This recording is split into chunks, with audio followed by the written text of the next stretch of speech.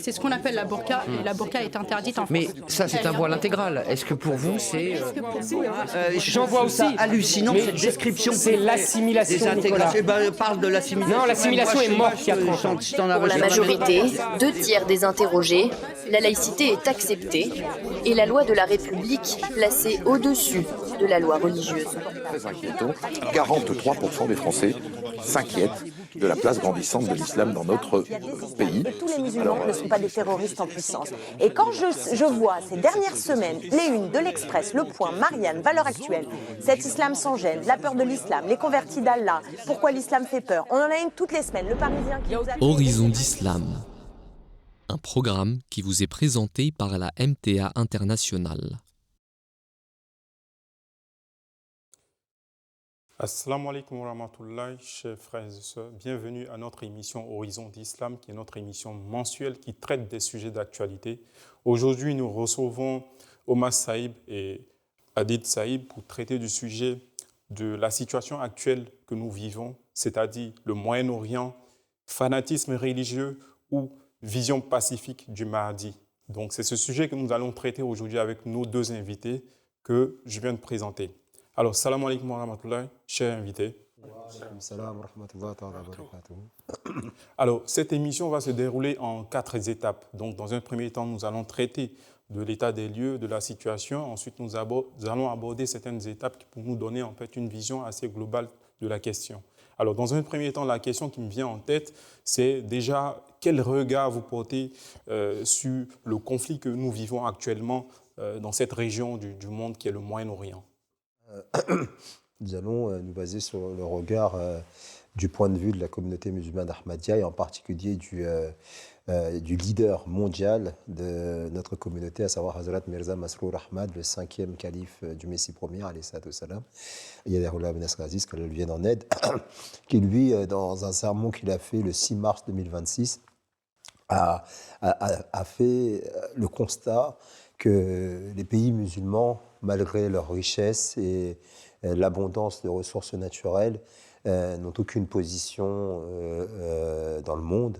Leur voix n'est pas respectée et ils sont divisés. Et malheureusement, c'est à cause de cette division et cette faiblesse du monde musulman qu'ensuite ils se font manipuler par les puissances étrangères.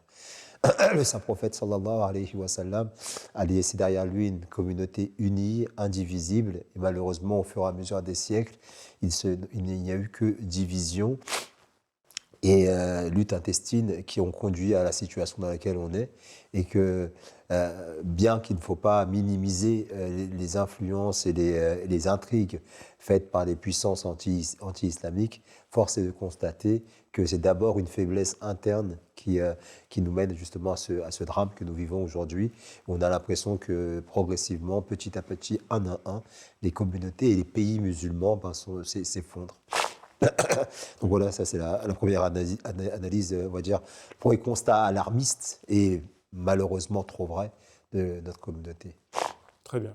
Alors, je vais tout de suite enchaîner sur la deuxième question que j'avais, c'est est-ce qu'on peut dire aujourd'hui qu'il y a des enjeux qui sont avoués ou cachés, en fait, qui se jouent dans ce conflit-là? Et potentiellement, quelles peuvent être les répercussions au niveau mondial? Vous savez, encore une fois, c'est une zone très cruciale pour le monde, parce que c'est là où des questions stratégiques, notamment au niveau du commerce, et le commerce d'une ressource aujourd'hui qui est très prisée, à savoir le pétrole, eh bien, c'est ça qui la rend d'autant plus sensible. Et dans cette zone-là, en fait, se jouent aussi des questions d'influence entre les grandes puissances. Je veux dire, d'un côté, vous avez les puissances américaines et leurs alliés, et de l'autre côté, vous avez la Chine, la Russie et leurs alliés. Donc il y a des blocs qui se sont formés, et malheureusement, cette zone, qui est composée majoritairement de pays musulmans, est devenue un terrain de bataille entre ces grandes puissances. Et donc il y a ces intérêts-là qui sont, on va dire, inavoués, mais dont tous les experts reconnaissent que c'est ça qui se joue surtout. Comme on dit, hein, la guerre n'est qu'un prolongement de la politique. Et donc aujourd'hui, on a beau entendre des raisons plus belles les unes que les autres, comme on veut apporter la démocratie, on veut abolir la tyrannie, mais on se rend bien compte qu'à chaque fois que qu'on appelle déjà ces slogans ont été scandés, ce qu'il y a eu comme résultat, la tyrannie n'a pas été abolie, la démocratie n'a jamais été implantée. Par contre, le chaos, la tragédie, les morts, et ça depuis maintenant plus d'une trentaine d'années, depuis la chute du mur de Berlin. Donc voilà, c'est ce qu'on peut malheureusement constater aujourd'hui. Ok, avant de rebondir en fait sur ces questions, j'ai une question pour Adi Saïd. Est-ce qu'on peut dire aujourd'hui qu'il y a un axe du bien contre un axe du mal dans le cadre de ce conflit-là? En fait, malheureusement, c'est un discours qui a été tenu, je veux dire, pour justifier beaucoup d'actions en fait, au Moyen-Orient. Déjà, en son temps, le leader de l'Égypte, Nasser, a été déclaré par les puissances occidentales, mais surtout par Israël, comme un nouvel Hitler. Donc, il y avait déjà cette idée de formulation d'axe du mal, comme il y avait à la Seconde Guerre mondiale. Après Nasser, Saddam Hussein avait été appelé un nouvel Hitler. Le père de Bachar al-Assad, Hafez al-Assad, en son temps, avait été appelé comme un nouvel Hitler. Et aujourd'hui, peut-être pas l'Iran exactement aujourd'hui, mais ça reste, en fait, même si j'ai entendu dans les médias le terme de l'axe du mal, il est passé. Oui, ça alimente toujours effectivement le discours. Et en fait, ce qui se passe, c'est que ça utilise en fait une justification entre guillemets historique pour projeter sur ces pays-là des événements qui se sont passés à la Seconde Guerre mondiale. Mais juste pour rebondir sur ce que le frère Omar disait concernant la région du Moyen-Orient et des intérêts qu'il pourrait y avoir derrière. Il faut se rappeler aussi que le quatrième calife de la communauté Ahmadiyya, de son temps, avait dit que, bien sûr, il y avait des questions stratégiques. Mais il ne faut pas oublier aussi que, par exemple, pour Israël, il y a aussi, vu sa constitution, il faut comprendre qu'à l'époque de la partition de la Palestine, le projet de partition fait par l'ONU à l'époque, oui, l'État d'Israël tel que défini n'était pas totalement viable. On parle là avant son expansion, avant qu'il prenne des territoires palestiniens. Déjà, dans sa constitution même, il n'était pas viable. Et il faut savoir qu'Israël a toujours dû se battre dans cet environnement pour des questions comme l'énergie ou pour l'eau. Donc, il ne faut pas aussi enlever, le quatrième calife dans ses discours pendant la première guerre du Golfe, avait mentionné aussi qu'une des raisons pour laquelle Israël agit de cette manière, c'est pour aussi l'acquisition de ressources naturelles. Alors aujourd'hui, pour vous donner juste un exemple tout à fait concret, pendant la guerre d'Irak, eh bien, Israël, en 2003, juste avant la deuxième guerre d'Irak, avait un problème de pétrole. Quand l'Irak a été vaincu en 2003, eh bien, de la zone nord de l'Irak, là où il y a les... le terme m'échappe, mais de la zone nord de l'Irak, il y a eu en fait transmission de pétrole de cette zone jusqu'en Israël, ce qui a résolu son problème de crise énergétique. D'accord. Et actuellement, avec le blocage du détroit d'Ormuz, vu la réaction de l'Iran par rapport à la guerre, Benjamin Netanyahou, le Premier ministre israélien, a dit qu'il faudrait peut-être penser à Israël comme étant une solution de rechange au détroit d'Ormuz. On voit aussi que derrière les raisons eschatologiques, les raisons purement géopolitiques, il y a aussi Israël qui joue un jeu pour se mettre au centre, pour se mettre comme étant la grande puissance du Moyen-Orient. Et ça, ce sont des choses que même les dirigeants israéliens ne cachent pas. Avec le terme qu'on entend de plus en plus de Grand Israël, revendiqué par Netanyahou, revendiqué par Yair Lapid, son adversaire politique, revendiqué par son ministre des Finances, Bezalel Smotrich, qui dit que Jérusalem doit s'étendre jusqu'à Damas. En fait, il y a tout un discours comment dire, tout au moins dans les médias israéliens, où Israël se présente en fait comme la prochaine grande puissance. D'ailleurs, pour la guerre actuelle, Benjamin Netanyahou a bien dit que ce qu'ils espèrent à la fin de cette guerre, c'est qu'Israël soit une puissance mondiale. Donc, on voit très bien qu'il y a au-delà en fait du conflit, il y a quand même des enjeux, de gros enjeux géopolitiques et aussi des enjeux idéologiques qui se jouent en fait dans ce conflit-là. Il ne faut pas rentrer dans une lecture simpliste et désigner un parti comme l'axe du mal et un autre parti comme l'axe du bien. Parce que la vérité, dans la mesure où la religion est instrumentalisée dans ce conflit, le véritable coupable, c'est véritablement la lecture idéologique et politique de la religion. Donc le fait de revenir à une lecture beaucoup plus en accord naturellement avec le phénomène religieux, c'est ce qui va permettre de résoudre les conflits dans lesquels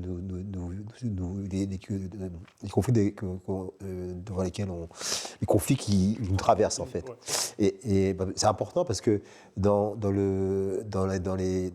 à une ère aujourd'hui où les médias vont très vite, l'information circule à 100 à l'heure, on a des flashs comme ça, on a l'impression que les personnes qui utilisent la religion l'utilisent à des fins qui sont correctes, en accord avec même leur religion, alors que lorsqu'on fait une analyse beaucoup plus en accord avec les textes et avec surtout le but même des religions, on se rend bien compte qu'il s'agit là d'une grande manipulation. Donc au-delà justement des intérêts égoïstes, matériels, de positionnement géopolitique, il y a justement ce travestissement de la religion qu'il faut justement condamner. Et ça ne date pas d'hier. Déjà à l'époque de l'invasion de l'Irak suite aux attentats du 11 septembre, on parlait de l'axe du bien et de l'axe du mal et qu'on allait attaquer tous les pays, tous les terroristes et les pays qui les soutiennent. Et au nom de la religion, on a des forces, des puissances, des superpuissances sont parties dans des pays souverains et les ont massacrés en enlevant justement leurs dirigeants et en laissant leur peuple dans des situations atroces. Est-ce que, bon, peut-être, je pense qu'on aura l'occasion de venir plus tard sur ces aspects et ces questions de religion, mais est-ce qu'on peut dire que la religion a été aussi quelque part, je veux dire, peut-être la source en réalité en fait de ce conflit-là qu'on voit ou de tous les conflits qu'on a observés jusque-là au Moyen-Orient? Est-ce que c'est possible en fait d'avoir en fait cette lecture? Non, pourquoi? Pour donner une raison très simple. Si on regarde le cas de la Palestine, historiquement, si on devait remonter ne serait-ce qu'au XIXe siècle, toutes les populations en Palestine vivaient tout à fait en paix. Les trois grandes religions notamment. Et pas seulement les trois grandes religions, même un courant qui devenait séculaire. Il faut savoir que, on parle là, en fait, quand je parle des trois grandes religions, l'islam, le christianisme, le judaïsme. Mais il faut savoir que même au XIXe siècle, il y avait un courant de plus en plus séculaire en Palestine. C'est-à-dire, il y avait dans une certaine façon, une certaine forme de laïcité en quelque sorte, qui faisait que toutes ces populations-là pouvaient vivre en harmonie. Alors, elles pouvaient vivre en harmonie déjà, en fait, sous le commandement musulman de l'Empire ottoman. Mais je veux dire qu'il y avait aussi ce courant séculaire qui pouvait très bien vivre parmi eux. Et donc, ce qui s'est passé, c'est que c'est quand il y a eu, en fait, le partage, en fait, du Moyen-Orient après la chute de l'Empire ottoman, qu'il y a eu des divisions là, territoriales et politiques. C'est là, en fait, que c'est d'abord l'Occident, en fait, qui a mis en avant des raisons religieuses pour expliquer peut-être des troubles qui commençaient à se passer, qui n'étaient que territoriaux ou politiques. Je vais vous donner un exemple. En 1956, eh bien, le leader égyptien Nasser choisit de nationaliser le canal de Suez, disant que ça appartient à son pays et que pour le développement de son pays, c'est indispensable. il faut voir qu'à l'époque, quand on parle de nationalisation, c'était le rachat du canal de Suez au prix du marché. Donc, c'est pas, non seulement il a été colonisé, mais il n'a pas juste saisi. Il a émis le projet de rachat. Voilà. Il faut prendre en compte aussi que ce projet de rachat, c'était un moment où les Occidentaux ne jouaient pas le jeu concernant le financement du canal de Suez. Il y a tout un aspect financier qu'on ne verra pas dessus, mais il faut comprendre qu'à l'époque, c'était ce que Nasser faisait n'était pas dans l'illégalité. Et il s'est passé quelque chose, c'est que la France, le Royaume-Uni et Israël, se sont alliés. Ça s'appelle le traité de Sèvres. En cachette, ils ont dit, en gros, qu'Israël allait récupérer le canal de Suez, envahir l'Égypte, et que la France et le Royaume-Uni, allaient l'appuyer. Ça a échoué. Il y a toute une raison, L'Union soviétique s'y est opposée, et les Américains, ils se sont mis à la tête avec les Soviétiques, et ils ont fait repartir les trois belligérants, c'est-à-dire Israël, la France et l'Empire britannique. Alors, à la suite de ça, quelque chose se passe. C'est qu'un Britannique qui s'appelle Bernard Lewis, alors que c'était quelque chose de purement économique, politique, territorial, il dit non, ce n'est pas politique, économique, territorial. C'est quelque chose de religieux et c'est quelque chose de culturel. Pourquoi? Qu'est-ce qui s'est passé? C'est que pour des raisons géopolitiques et territoriales, l'Égypte a eu gain de cause. Il fallait introduire une nouvelle raison. Et à partir de cet article, en 1956, c'est devenu ce qu'on appelle le choc des civilisations. Huntington, qui a écrit le choc des civilisations dont on entend souvent parler à la télévision, c'était un élève de Bernard Lewis. Il a repris sa thèse. Très bien. Donc c'est juste pour dire que ce côté de dire que c'est forcément quelque chose de religieux, c'est totalement irrationnel et il n'y a pas d'autre choix que de faire la guerre, c'est démenti par les faits. Ok, très bien. Donc je propose peut-être de poursuivre sur la deuxième partie de l'émission qui va consister à restituer peut-être l'eschatologie dans ce conflit-là. Est-ce que beaucoup d'analystes occidentaux aujourd'hui, ou orientaux d'ailleurs, ils parlent de l'importance de l'eschatologie dans cette guerre. Est-ce qu'on peut dire que ces analystes-là sont fous ou sont complètement à côté de la plaque? En fait, pour répondre à cette question, il est important de rappeler que ce type de lecture eschatologique n'est pas nouvelle. Il peut même sembler surprenant dans une ère aussi sécularisée que la nôtre, mais ce langage n'a jamais réellement disparu. Et là, je vais vous faire un petit retour dans l'histoire. C'est important de revenir sur les racines, en fait, justement, de cette lecture, et surtout de l'instrumentalisation de cette lecture. Dès la fin du XIXe siècle, on retrouve déjà ce vocabulaire belliciste au nom de la religion. Et là, c'est donc ma première chronique. Revenons au début du siècle dernier.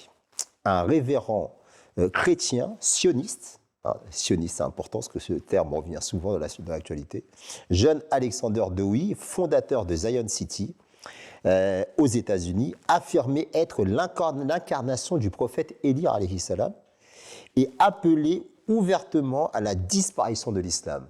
Tiens, ça fait écho à ce choc des civilisations. Là, on était à la fin du XIXe siècle.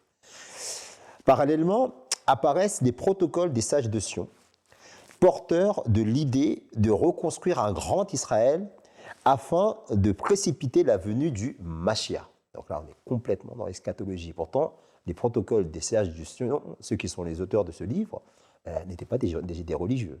Mais ils ont repris cette croyance juive qui, soit dit en passant, il faut le dire, les orthodoxes juives n'ont jamais été de ceux qui appelaient à la précipitation du retour du Mashiach pour se réunir en Israël. Non, il fallait qu'ils viennent d'abord et qu'ensuite, quand ils seraient revenus, là, les Juifs pourraient revenir en terre d'Israël. Alors que, en masse.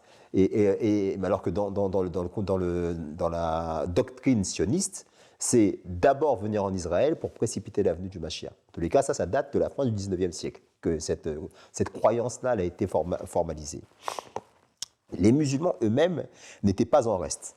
Au Soudan, Mohamed Ahmad se proclama le Mahdi et prétendit accomplir une prophétie guerrière visant à anéantir les infidèles, en l'occurrence le colon britannique. Il a même été jusqu'à lever une armée de près de 100 000 hommes. Sa tentative n'a pas marché puisqu'il a été terrassé. On dit même que son tombeau a été profané, qu'on l'a sorti, on a coupé sa tête et on l'a pendu sur une espèce de bâton pour montrer aux yeux du monde, regardez votre Mahdi, qu'est-ce qu'on nous a fait. Et c'est dans ce contexte qu'il faut situer l'avènement d'une personnalité très importante pour l'islam, même si la plupart des musulmans ne le comprennent pas. À cause de beaucoup de désinformations, c'est Hazrat Mirza Ghulam Ahmad de Qadian, que la paix soit sur lui. Il est né au milieu du 19e siècle. Il fut le premier musulman à rejeter une interprétation belliciste de l'eschatologie.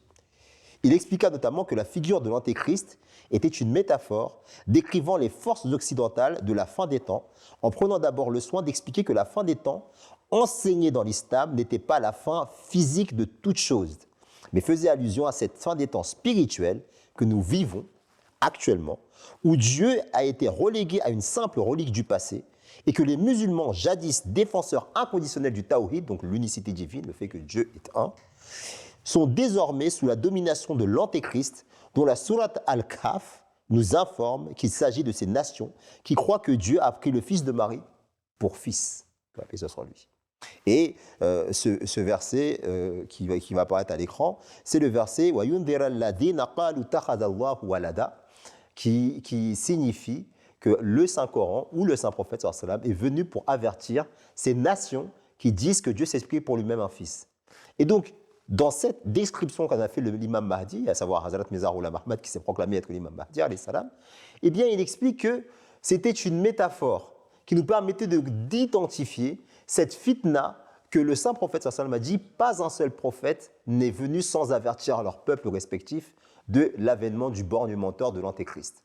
Là où les musulmans, avec une croyance traditionnelle, voyaient un monstre sorti de je ne sais quelle imagination fertile d'un être humain, lui a expliqué que le saint prophète, son véritable but, c'était d'expliquer que ces nations qui seraient métaphoriquement représenté comme un monstre avec un âne géant, eh bien, elles seraient identifiables par rapport à leur doctrine, à savoir au nom du Père, du Fils et du Saint-Esprit. Et on sait que dans l'histoire, la colonisation, l'esclavage a beaucoup été supporté, a été soutenu justement par cette évangélisation au nom de cette doctrine-là. D'ailleurs, il explique également que les descriptions du Dajjal dans les hadiths devaient être comprises symboliquement. D'ailleurs, il y a un hadith qui sera illustré par la photo qui va arriver à l'écran, où il dit « Le Dajjal viendra monter sur un âne, la distance entre ses deux oreilles sera de 40 coudées. » Ça, c'est vraiment intéressant. Et c'est retranscrit dans le Musnad de Ahmad ibn Hanbal. C'est intéressant, pourquoi ? Parce que 40 coudées, c'est soit près de 20 mètres. Une monture gigantesque. Cette description qui évoque de manière symbolique les moyens de transport modernes comme l'avion, capable de parcourir la Terre à une vitesse inédite. Imaginez, il y a plus de 1400 ans de cela, le saint prophète, en utilisant un moyen de transport connu mondialement, universellement, il a décrit en fait un moyen de transport aussi moderne que celui de l'avion. Donc quand on met en rapport cette prophétie et on met en rapport les accomplissements qui ont été faits récemment, parce que ça date la fin du 19e, début du 20e siècle, c'est frappant. Vraiment, on ne peut être qu'ébahi par la pertinence justement de ces prophéties qui ont été faites par le Saint-Prophète. Et dès la fin du 19e siècle, Mirza Ghulam Ahmad, alayhi salam, il a émis une fatwa interdisant le recours aux armes pour défendre la religion, affirmant que l'ère des guerres religieuses était révolue. Et c'est dans cet esprit qu'il invita à un duel de prière Dowi, ce fameux Dowi qui se prenait pour le Élie et qui pensait, qui était persuadé qu'il avait comme mission d'éradiquer l'islam.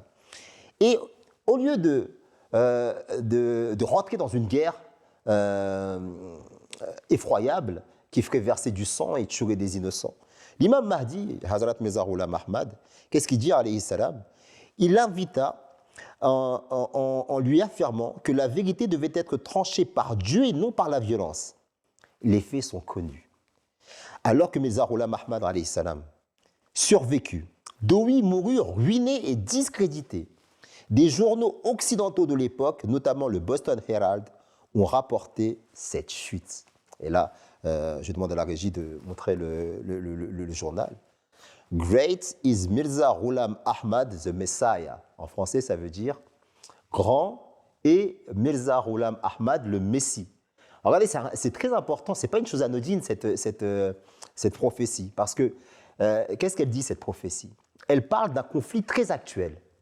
Le sionisme, avec qu'on appelle déjà cette revendication d'un prêtre chrétien fanatique, qui lui a appelé ouvertement au massacre des gens au nom de la religion.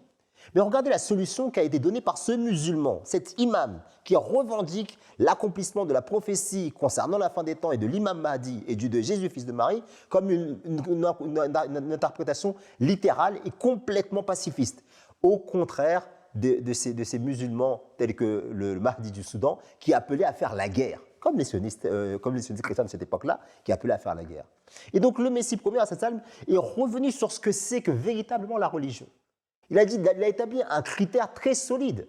Il a dit, vous dites que vous êtes dans la vérité. Alors laissons Dieu décider entre nous qui dit vrai et qui est faux. Priez Dieu, et je le prie aussi, et épargnons des millions d'innocents.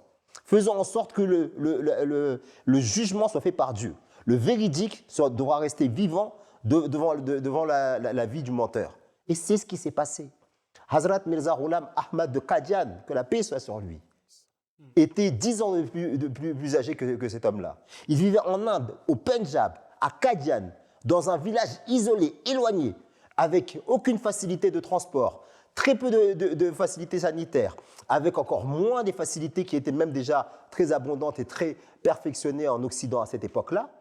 Eh bien, il a eu le courage de lancer ce défi. De son côté, le Élie, qui se proclamait soi-disant le Élie de son temps, lui, il avait une ville carrément à son nom. Il était riche, connu de tous. Il avait d'énormes suivants et beaucoup de moyens. Mais dès lors qu'il a accepté ce défi sur le champ de la spiritualité, sur le champ de la prière, il est mort.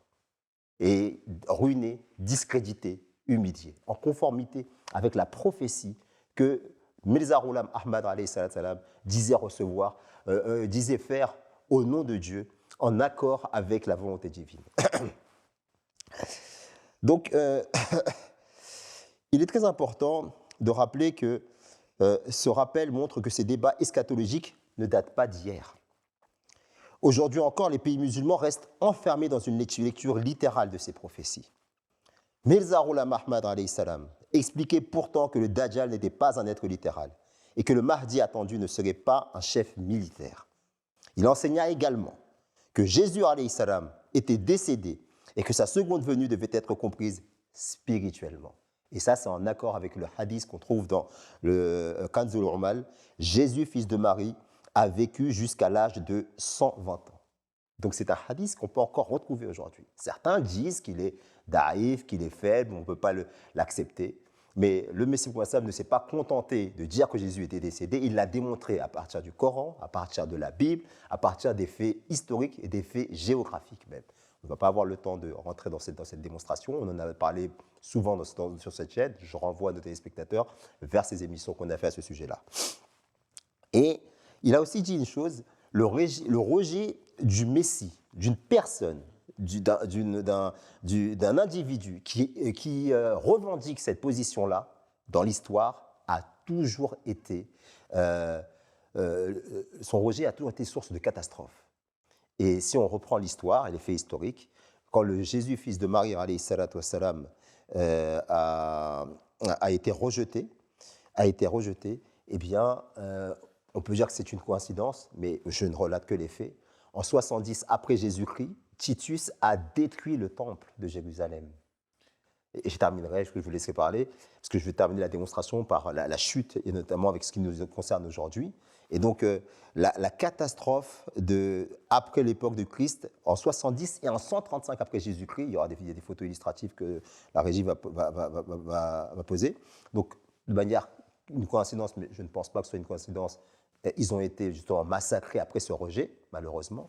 Et quand vous regardez, l'imam Mahdi, Hazrat Mirza Ghulam Ahmad, que la paix soit sur lui, qui a revendiqué être l'accomplissement de cette deuxième venue du Christ, eh bien, après sa suite, quand il est décédé en 1908, pas 10 ans se sont passés avant que la Première Guerre mondiale n'éclate. Et ensuite, quelques 30 ans après, la Deuxième Guerre mondiale a éclaté. Et regardez le parallèle qui est troublant. C'est qu'il y a eu le massacre de la destruction du temple de Jérusalem en 70 après Jésus-Christ. Et en 135 après Jésus-Christ, il y a eu un autre massacre. Et on dit que ça a amené jusqu'à peu près 1 million de morts juifs. Et les deux guerres mondiales qui ont suivi l'avènement et la revendication de Hazrat Mirza Ghulam Ahmad, on n'a jamais eu autant de morts dans des guerres. C'était d'ailleurs les 2 premières guerres mondiales que l'humanité n'ait jamais connues. Pour ajouter, c'est que en 70 après Jésus-Christ, la terrible répression qu'il y a eu contre les Juifs en Palestine, c'est à peu près 40 ans après la tentative de crucifixion de Isa alayhi salam, de Jésus-Christ alayhi salam. Et la mort du Messie premier alayhi salam en 1908, à peu près 40 ans après, c'est la fondation d'Israël, 1948. Qui a été comme. Les Palestiniens, les Arabes appellent ça la catastrophe, littéralement. D'ailleurs, il y a ce qu'on appelle la Nakba. La Nakba, la catastrophe. Quand ils ont immigré de là. Et on tient aussi à dire une chose, qu'on ne veut pas que ce soit compris comme un doigt accusatoire sur les victimes. Parce que ceux qui ont été massacrés, que ce soit à l'époque de Jésus alayhi salam ou à l'époque du Messie promis islamique, sont d'abord et avant tout des victimes. Et d'ailleurs, l'imam Mahdi alayhi salam, à sa suite, après sa mort, le califat a été restauré. Et c'est à travers le califat, et notamment du deuxième calife, que des efforts ont été faits par notre communauté, la communauté de l'imam Mahdi alayhi salam, pour tout faire pour que justement la Palestine ne soit pas lésée dans le projet de création d'Israël. Et c'est très documenté. Chaudhry Zafrullah Khan Saheb, qui était le ministre des Affaires étrangères du Pakistan à l'époque, est monté au créneau et avant la création d'Israël, dont il n'a pas remis en question la pertinence du projet, mais le fait d'imposer, de mettre un peuple pour remplacer un autre, il a expliqué que c'était quelque chose d'injuste et il a fait un travail phénoménal de défense auprès des Nations Unies, et c'est très documenté, on a même fait des articles là-dessus, mais que malheureusement, la corruption, le deux poids, deux mesures n'a pas abouti, et surtout la division du monde musulman. D'accord. Et est-ce que, par exemple, par rapport à tout ce qu'on vient de se dire, on peut au final se dire, par exemple, considérer qu'à travers ce conflit, il se cache potentiellement peut-être une guerre religieuse, voire prophétique, potentiellement ou pas? Pas tout à fait religieuse dans le sens où on l'explique, où malheureusement ces visions religieuses cachent aussi des intérêts matériels, malheureusement. Je vais vous donner un exemple. Pour cette guerre contre l'Iran, c'est dans des articles, on peut le voir dans les journaux américains, où des militaires américains se sont plaints à leur hiérarchie, qu'ils ont eu des commandants qui leur ont dit « Ne vous inquiétez pas, cette guerre contre l'Iran, c'est la guerre de la fin des temps qui fera venir le retour de Jésus alayhi salam. » Ça, c'est documenté. C'est des documents que je pourrais montrer dans une prochaine émission. Oui. Et les journaux en ont parlé. Non, ça, c'est vrai. Pourquoi on revient sur... En fait, juste ce que je veux dire derrière ça, ce sont des choses, par exemple, le ministre de la guerre, enfin de la défense, mais qui s'est renommé lui-même ministre de la guerre des États-Unis. On peut voir le personnage que ce n'est pas la question religieuse réellement qui l'anime, bien qu'il utilise ce langage religieux. C'est ce que je veux dire par là. C'est-à-dire qu'on entend ce langage religieux même de la part de certains dirigeants américains, et notamment concernant cette guerre contre l'Iran, qui est apocalyptique, littéralement apocalyptique. Mais quand on regarde le personnage, ses actes, ce qu'il dit, ce qu'il fait, on peut voir très très vite il ne s'agit pas de piété religieuse.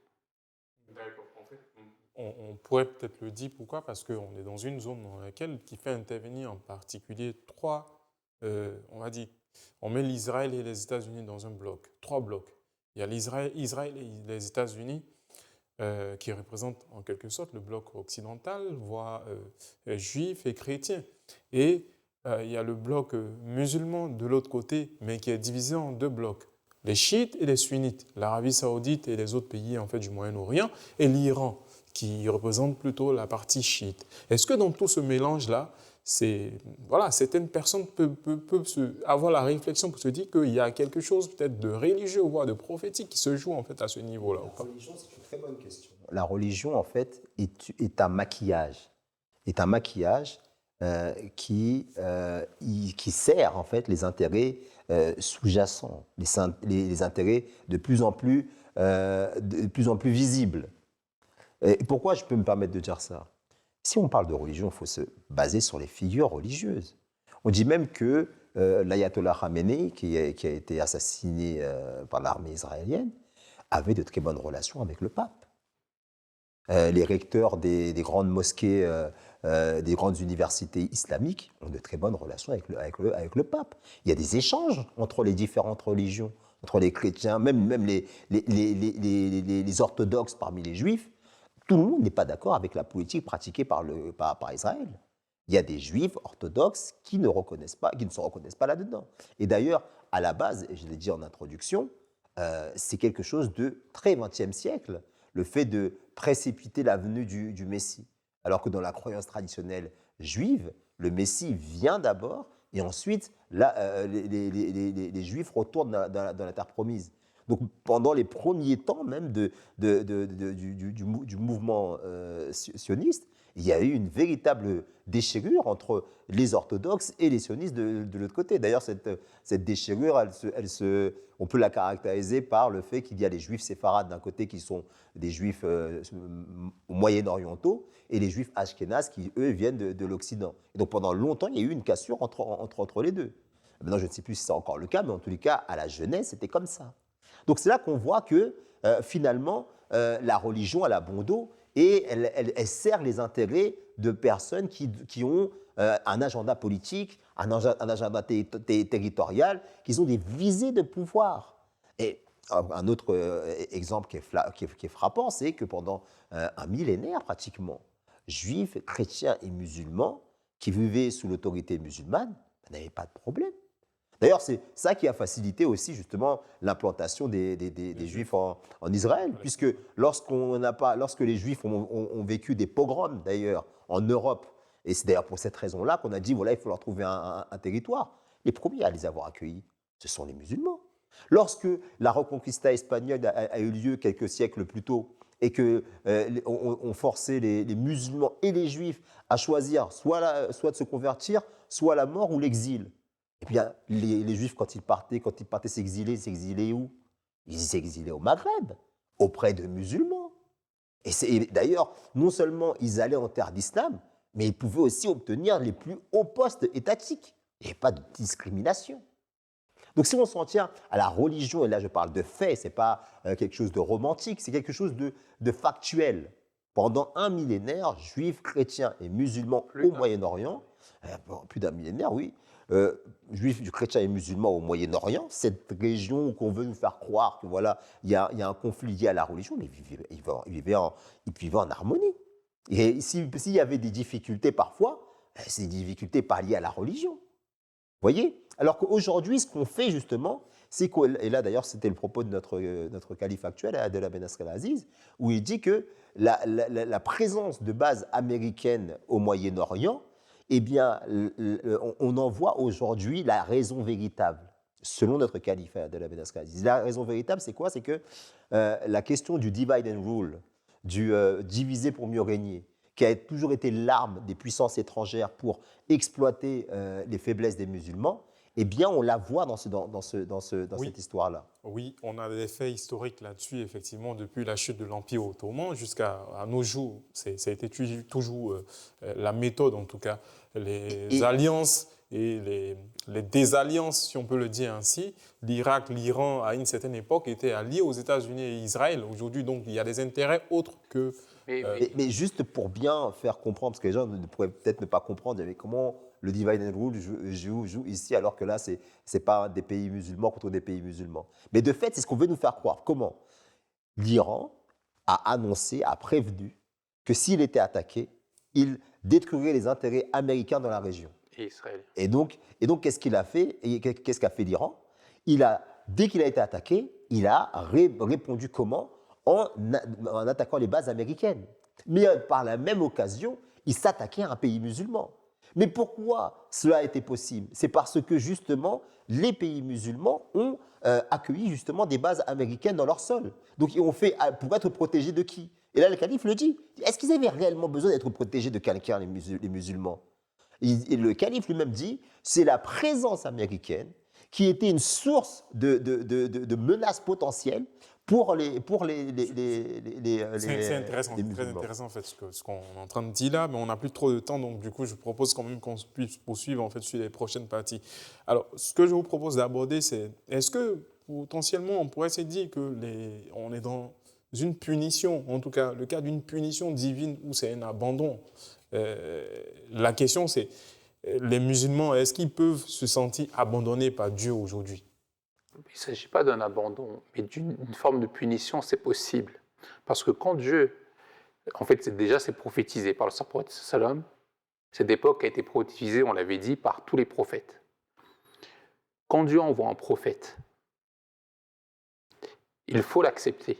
Ça, c'est une condition absolue que Dieu a donnée, et notamment le Coran parle. Quand Dieu envoie un prophète, il y a une responsabilité, en fait, pour les peuples auxquels ce prophète est envoyé, de l'accepter. S'il ne l'accepte pas, il y aura forcément des conséquences. Et pas forcément des conséquences directes. Il y a déjà la conséquence de ne pas avoir accepté le prophète. Et ça, ces personnes-là seront redevables envers Dieu au jour du jugement. Pourquoi est-ce qu'ils n'ont pas accepté le prophète? C'est une question. Mais aussi les conséquences que ce prophète-là vient pour justement les prémunir de la catastrophe qui arrive. Et en le refusant, non seulement spirituellement, ils auront des problèmes avec Dieu, mais même pour le monde matériel, les conseils qu'aurait donné ce prophète pour les prémunir de la catastrophe qui vient, ils ne les suivent pas ou bien ils les rejettent. Et c'est une forme de poison en fait. Parce qu'en rejetant ce prophète-là, il rejette, sa guidance, qui est la solution. Donc concrètement, il rejette la solution. Ce qui fait que quand les problèmes viennent, ils ont déjà rejeté le remède. Il ne reste que l'erreur ensuite. Je propose peut-être de poser la question suivante. D'accord. Je renchérirai là-dessus. Est-ce qu'on peut dire, par exemple, que les divisions actuelles constituent également aussi une punition divine, en fait, les divisions les punitions qu'on vit aujourd'hui, oui. En fait, en tout cas la division actuelle du Moyen-Orient, est-ce que ça constitue en réalité une punition divine? C'est important d'abord d'expliquer ce que c'est qu'une punition. On n'a pas un Dieu vengeur, punisseur qui se sent lésé, qui est susceptible parce que sa communauté ne l'accepte pas. C'est pas ça. Allah, subhanahu wa ta'ala, il dit que sa miséricorde, elle embrasse toute chose. Et sa miséricorde, elle devance sa colère. Okay? Par contre, les actes des êtres humains, eh bien, sont leurs propres actes qui amènent le malheur sur eux, en fait. Et quand je dis leurs propres actes, souvent, ce ne sont pas les innocents, ce ne sont pas les femmes, les enfants, les vieillards. Ce sont les élites, en fait. C'est les élites qui, dans leur orgueil, ne pensent pas aux conséquences de leur rejet ou de l'acceptation d'une direction. Et pour illustrer mon propos, je vais citer historiquement quelles ont été les actions des califes du Messie, des califes de ce fameux personnage qu'on a présenté en introduction, qui, à sa suite, comme je l'ai dit, a restauré le khilafat. Et le khilafat, le califat, selon cette perspective-là, c'est une source de direction spirituelle qui vient pour réformer les âmes et pour appeler à l'unité. C'est pour ça que Allah il envoie des messies, c'est pour ça qu'il envoie des enseignants divins, pour ramener sa communauté à s'unir. Parce que l'union fait la force. Et quand sa communauté, celle qui dit « je reconnais ton autorité qui vient de toi et je l'accepte », même si je ne l'accepte pas formellement, mais j'accepte que c'est une autorité qui vient de toi et que je vais prendre ces conseils-là, et bien dans ces cas-là, ça sera à mon avantage. D'ailleurs, le Messie premier, et les califes après lui, n'ont pas forcément appelé à ce que les gens, même si c'est leur rôle, c'est leur mission, à venir et être sous l'autorité de l'imam Mahdi, que la paix soit sur lui, en conformité avec la prophétie du prophète sallam. Mais lorsqu'il y avait des questions très concrètes, qu'est-ce qu'il disait? Ok, même si vous ne nous acceptez pas, même si vous ne reconnaissez pas notre autorité spirituelle, même si vous ne reconnaissez pas l'autorité divine dont nous sommes porteurs, mais c'est premier, c'est calife. C'est une grande revendication que de dire ça. Parce qu'Allah dit que celui qui dit qu'il vient de lui alors qu'il ne vient pas de lui, celui qui dit qu'il reçoit des paroles alors qu'il ne reçoit pas des paroles de lui, Allah l'attrape par la jambe du guillard et il lui coupe la... Mais il dit non, même si ça vous rejetez pas mes conseils. Rejetez pas mes paroles. Parce que je vous conseille, mais par amour pour vous. Parce que Allah a mis dans mon cœur, le cœur du Messie premier, le cœur de Sécular Khalifa, un amour incommensurable, surtout pour les musulmans. Pourquoi? Parce qu'au moins, une chose qui est commune avec nous, c'est qu'ils aiment le saint prophète Mohammed, le Khatam al-Nabiyyin. Et donc c'est avec cette douleur au cœur que le 4e calife de l'Ahmadiyya, pour citer un exemple des actions de la communauté de l'imam Mahdi, lors de la guerre d'Irak, en conformité avec le rôle d'avertisseur qu'avait le Messie premier, son 4e calife, Hazrat Mirza Tahir Ahmad, a prévenu les nations musulmanes du funeste destin qui les attendait si ces conseils étaient rejetés.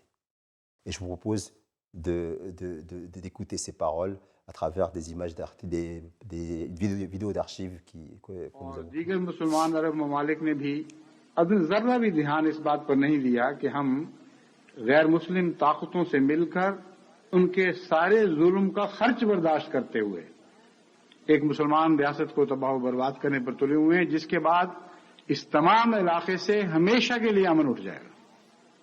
आलमी अमन को खतरा है या नहीं है, मगर ये रियासतें जो इस जंग का खर्च बर्दाश्त करने वाली हैं और कराए के लड़ने वालों को बाहर से बुला के लाई हैं, इनको मैं यकीन दिलाता हूं कि फिर ये कभी अपने माजी की तरफ वापस लौट के नहीं जा सकेंगे। बदहाल से बदतर हाल तक पहुंचते चले जाएंगे और कभी फिर अमन इस इलाके का मुंह दोबारा नहीं देखेगा।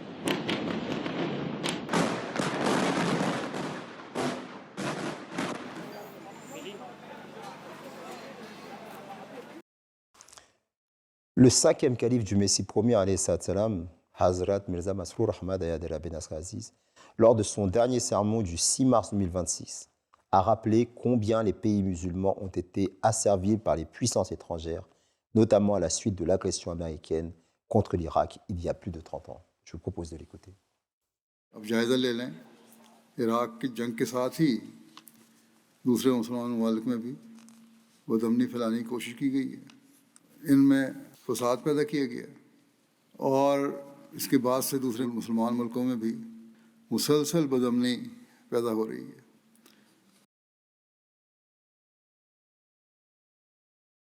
Ouais, c'est quand même clair. Très clair.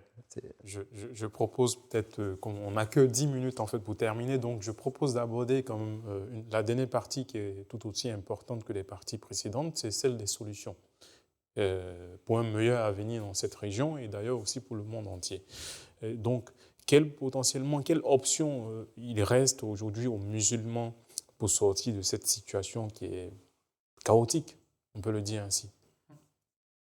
Alors si je voulais commencer, eh bien, le calife actuel et bien sûr les califes précédents et même le Messie premier salam parlaient de l'importance de l'unité. L'importance majeure, comme l'a dit notre frère Omar pendant son discours du 6 mars, Razoul, en fait, le calife actuel, Mirza Masrour Ahmad, a parlé en fait de ce, non seulement pendant ce discours-là, mais même pendant la dernière guerre qui a eu en juin dernier, en juin 2025. Il avait parlé de l'importance de l'unité. Et en plus, en juin 2025, le 5e calife avait dit que c'était la seule solution. Quelque chose qui m'interpelle parce que je me rappelle que pendant la guerre de juin, le calife avait fait ce discours. Il avait mentionné que les pays musulmans allaient être attaqués un par un. Le même jour, le Pakistan a fait la même réflexion. Ce qui m'a fait dire, c'est qu'une supposition, totalement une supposition, que peut-être que les pays musulmans commencent à écouter. Pourquoi je dis ça? C'est que ce qui est très intéressant, même pendant cette guerre contre l'Iran, j'avais vu, je ne sais pas quand est passé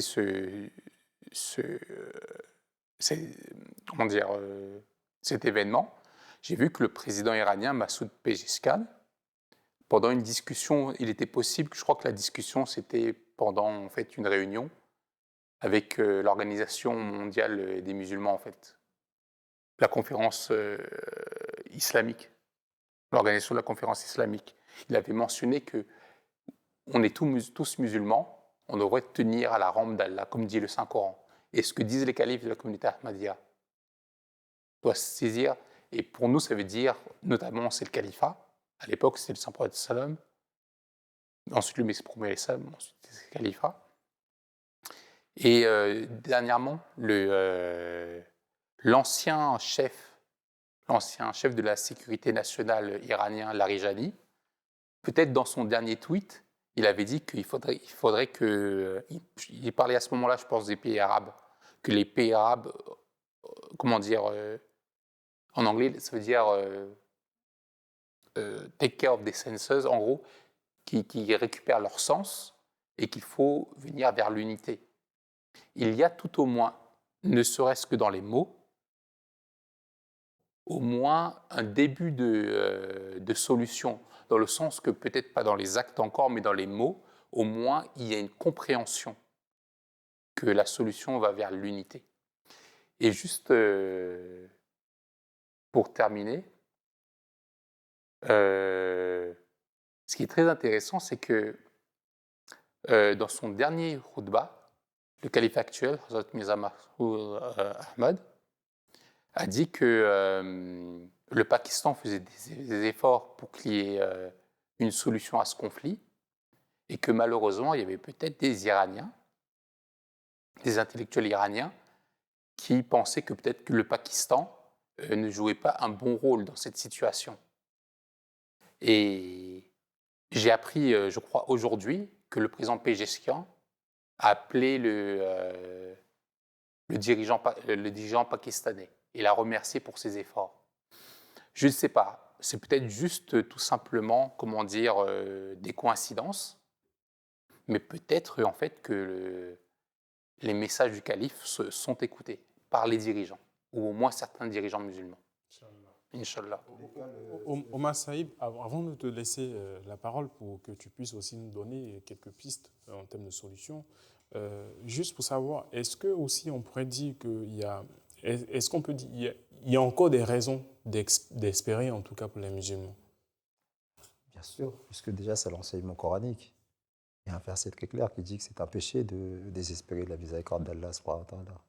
Et qui désespère si ce n'est celui qui est destiné à périr? C'est un des versets que je reprends de mémoire comme ça, mais qui nous enseigne que l'espoir est quelque chose qui est lié avec qui est une marque distinctive du croyant. Ça, c'est une première chose. Et maintenant, très concrètement, on dit que l'imam Mahdi, c'est ce que j'ai essayé de retrouver, malheureusement, je ne l'ai pas retrouvé, il a reçu une ilham, une révélation, où il dit qu'il sera une bénédiction pour les pays arabes. Il sera une bénédiction pour les pays où les pieds du Saint-Prophète sallam ont foulé la terre. Donc le Messie premier sallam est cette solution, cette citadelle qui vient pour justement avertir, pour apporter la bonne nouvelle. Et donc ça, c'est ce qu'il fait. Et à travers Et après, excusez-moi, après lui, ces califes, c'est ce qu'ils n'ont pas cessé de faire. Donc ces conseils ont été donnés. Malheureusement, ils ont été ignorés. Et à chaque fois, il y a eu des conséquences dont on ne se réjouit pas. Mais plus l'homme excusez-moi, est amené à souffrir et à subir les conséquences de ces actes, vient un moment donné où il s'en rend compte. Et il se rappellera toujours de celui qu'il avait conseillé avant. Si nous relatons en fait tous ces faits historiques, ces discours qui ont été portés par nos califes par le passé, le Messie salam, et les discours actuels du calife actuel, c'est pas pour dire attention, vous avez prévenu, bien fait pour vous, non. C'est pour vous dire il y a une voix qui est là, il y a une voix qui parle et dont la voix n'est pas articulée de nulle part. Elle est articulée par une main céleste, par un Dieu vivant, le Dieu de l'islam, le Dieu de Muhammad Mustafa sallallahu alayhi wa sallam. Et c'est cette voix, si elle est entendue, et on espère, c'est pour ça qu'on exhorte, c'est ça le véritable djihad. Et depuis plus de 135 ans, c'est un leitmotiv. Ne vous laissez pas embarquer dans des guerres physiques et violentes, elles n'ont plus lieu. Mais embarquez-vous dans ce djihad de l'unité, de la fraternité. Et c'est par ce djihad-là, de répondre au mal par le bien, par les vraies valeurs de la religion, qui appelle à la fraternité, que le monde musulman se relèvera et par là même, l'humanité évitera la catastrophe. Ça, c'est pour le monde musulman. Mais pour terminer, avant de passer à la conclusion, Omar Saïb, est-ce que les musulmans, à tous les musulmans qui nous écoutent, quelle est l'attitude à avoir en fait, dans ce contexte-là? Qu'est-ce que les musulmans ils doivent faire en fait, dans ce contexte? Tout leur possible pour promouvoir cette unité. Quelque chose que je trouve vraiment particulièrement intéressant, c'est que si, d'après ce que moi je suis aussi, c'est que justement, par exemple, cette division sunnite-chiite, il y a au moins certains musulmans qui commencent à comprendre que c'est une voie sans issue. Et que vu la situation horrible qui se passe, ça devient secondaire par rapport à la survie du monde musulman. Alors ça, c'est peut-être déjà au moins une première. Mais la deuxième chose, c'est qu'on a chacun un rôle à jouer. Je vais vous donner un exemple pourquoi. La première guerre d'Irak en 1991, eh bien, les Américains, ils étaient contre.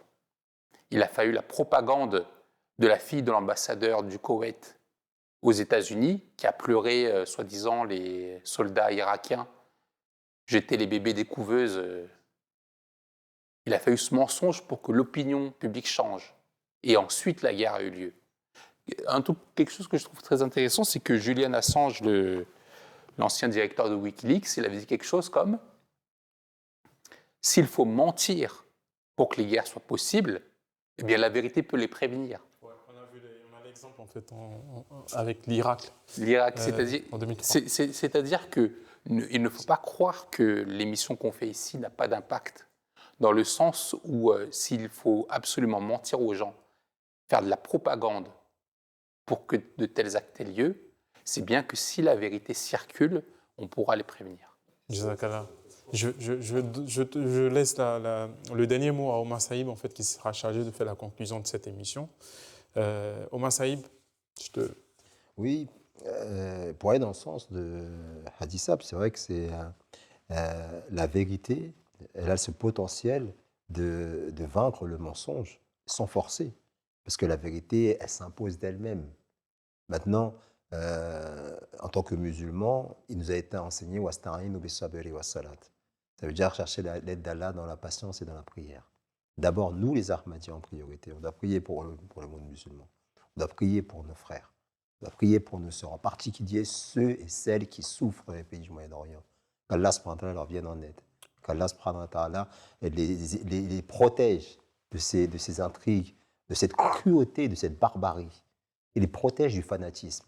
Pendant longtemps, on n'a pas arrêté d'associer l'islam au fanatisme religieux, au terrorisme, à la guerre, au crime.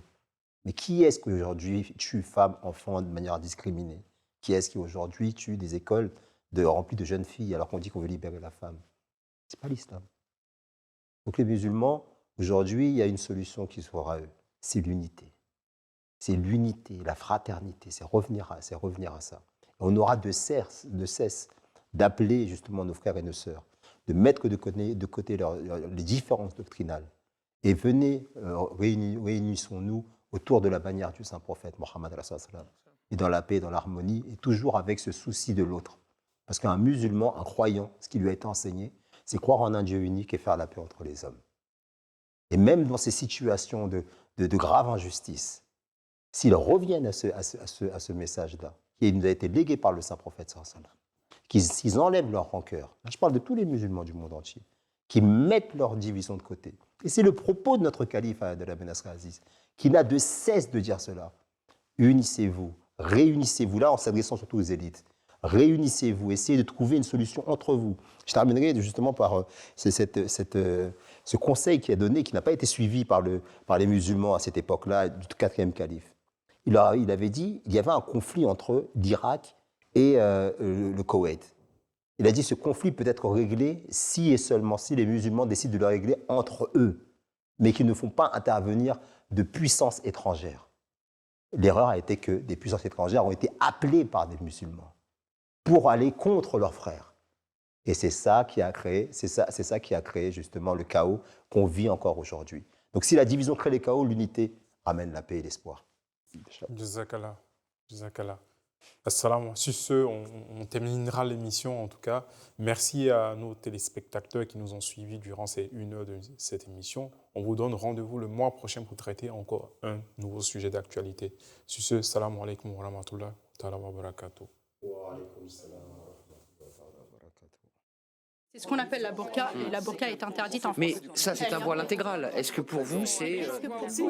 J'en vois aussi. Hallucinant cette description. C'est l'assimilation, Nicolas. Parle de l'assimilation. Non, l'assimilation est morte il y a 30 ans. Pour la majorité, 2 tiers des interrogés, la laïcité est acceptée et la loi de la République placée au-dessus de la loi religieuse. Très inquiétant. 43% des Français s'inquiètent de la place grandissante de l'islam dans notre pays. Tous les musulmans ne sont pas des terroristes en puissance.